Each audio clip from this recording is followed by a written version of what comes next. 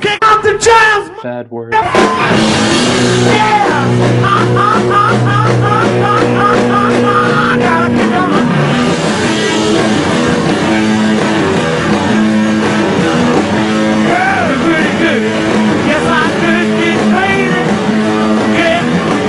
The origins of punk rock vary a lot from country to country, city to city, and even band to band, but it all started around the 1960s and 70s with one key idea, which was to rebel and shock those in power.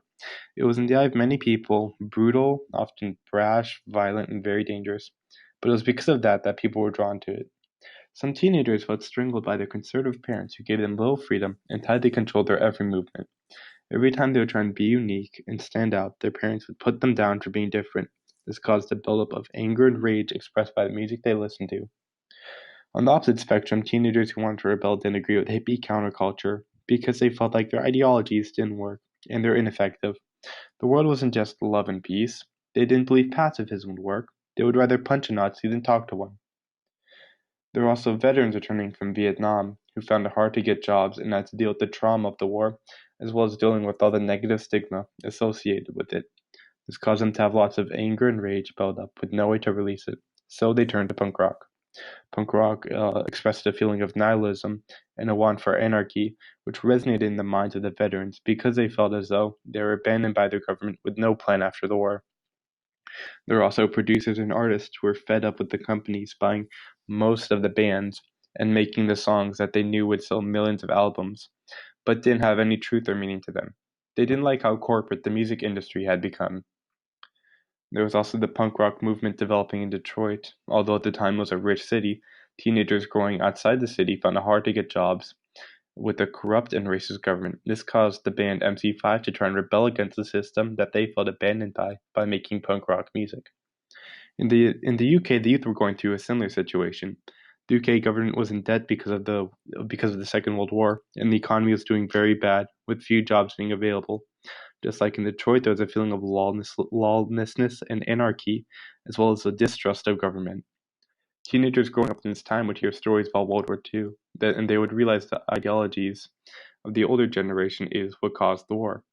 They saw the shortcomings of their ideologies and the impact of all their isms that could have were still around today. These caused these teenagers to not look up at their parents, but look up to the punk rock singers who told them it was okay to rebel. Rebellion was what the punk rock movement was all about. The following two songs are what I believe best represent the movement and what they're trying to achieve. The first song is White Riot by The Clash, and the second song is Hate the Police by a band which title I cannot say. Now just listen.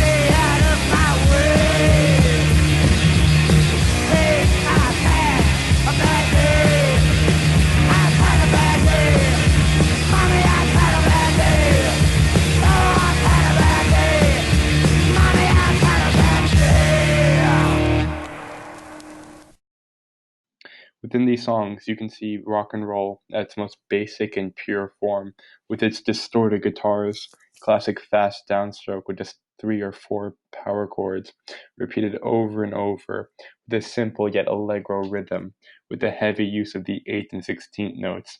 This would help create something chaotic, clashing, and intense. This was complemented by a very loud and monotone voice of the lead singer. This all adds to make something very raw and aggressive that for the average person in the 70s would draw them away at an instant. But many of these radios banned these songs, and parents did their best to prevent teenagers from listening to this. Both of these spurred lots of public backlash, but that was the whole point of it. But what was the most outrageous part of these was their lyrics. The song Hate the Police is one of the first songs to use the N-word and talks about police injustices. It was often considered off limits to disrespect authority figures like that, but that's just what they did. They're trying to advocate for the rebellion of those in power, in this case, the police officers and racist culture. Seen by the lyrics, "You'd better stay out of my way, I've had a bad day." This is directly threatening a police officer's life that he will shoot them. This is completely unheard of at the time and caused lots of backlash and public uproar. Issuing the classic punk rebellion against authority with the lyrics, "Black people got a lot of problems, but they don't mind throwing a brick." In this case, he's advocating for white teens to riot and rebel against authority the same way black people in the 70s did. He wants to end the authoritarian state and take the power of the rich away. Many people found the way he referred to black people very offensive and thought he was advocating for a race war. He would later clarify that this was not his intention, but the media would keep spinning this story as a lie in order to discredit the punk rock movement. Even with this correction, many people did not like instruments yelling for what they believed in. But this all begs the question. If the world hadn't been so gloomy, would punk rock still have happened? Factories, and I was a porter, toilet cleaner. I had a good dead-end job. I was a gravedigger for about a year before I started in the band. Well, I mean, if there was jobs, then they wouldn't be on the dole.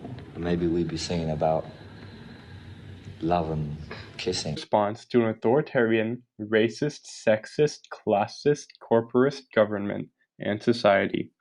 Had police officers not been so violent, inequality so rampant, companies so greedy, and parents so oppressive, then it's likely that there would be nothing to rebel against, and the world would just be happy and dandy. But it's not the world we live in. Punk rock is true. It shows how the world really is without illusion.